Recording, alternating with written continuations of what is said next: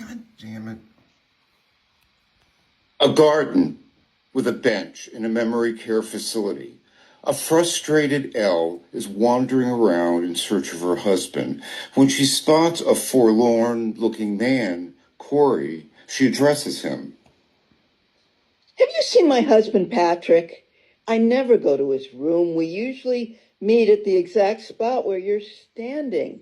His attendant Felice always brings him out here at 10, my appointment time. Are you new here? I don't work here, and I don't know where your husband is. Well, what are you doing here? Corey ignores Elle and sits on the bench.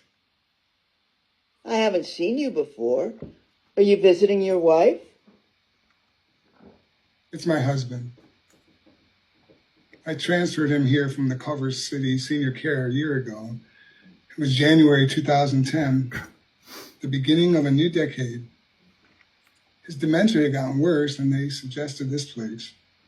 I think it was just an excuse because they couldn't or they didn't want to handle him.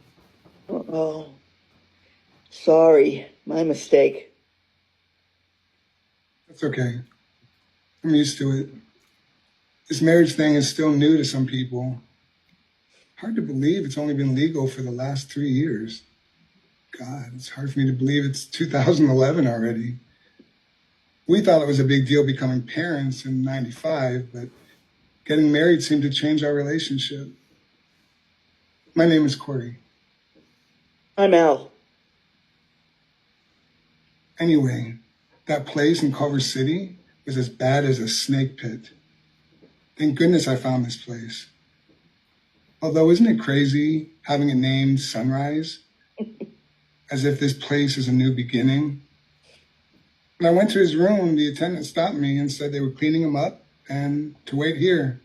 I think there were some changes because of the holiday and different staff. Oh, it is beautiful out here. Elle's phone rings and she gets up from the bench. Look, I know. That nurse is new. Look, just try to understand. Really? No, I don't believe that. I can't talk now. Goodbye. As she finishes, she sits down by Corey. It's a shitty disease, isn't it? I wonder why if Patrick will ever recognize me. He thinks I'm some strange woman when I come to visit him.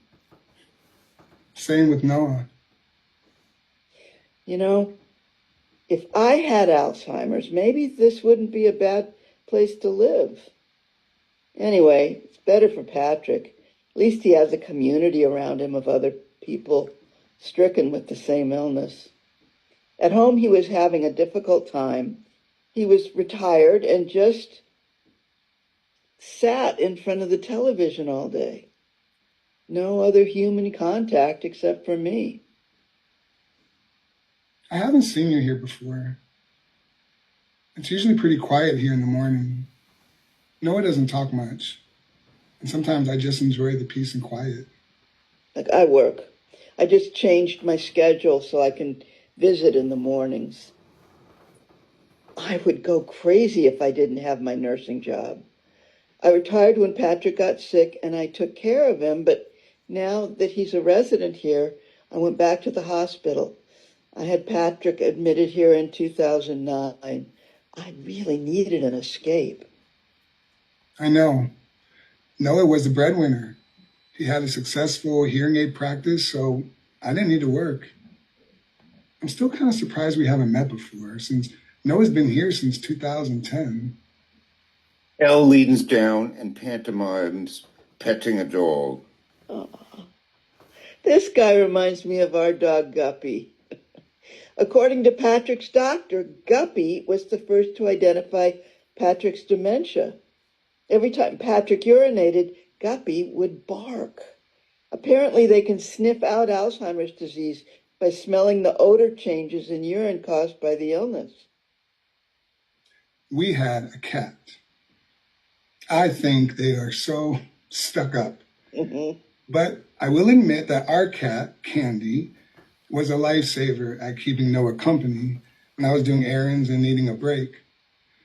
When I came home, Candy would be on Noah's lap. Mm. You know, before Noah got sick, he wouldn't allow us to have any pets.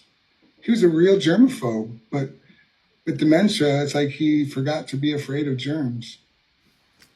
I know what you mean about a pet as a godsend.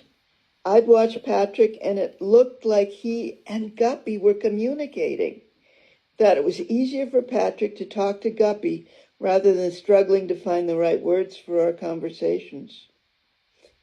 Unfortunately, Guppy died of old age. He was 13 years old. After Guppy was gone, Patrick went further downhill. I get it.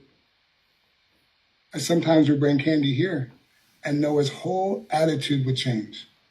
The people who run this place said usually pets weren't allowed, but they made an exception for Candy. At first, Candy really helped Noah adjust to this place, but recently, Noah's no longer connected with her, so I stopped bringing her here. Corey stops and holds his stomach.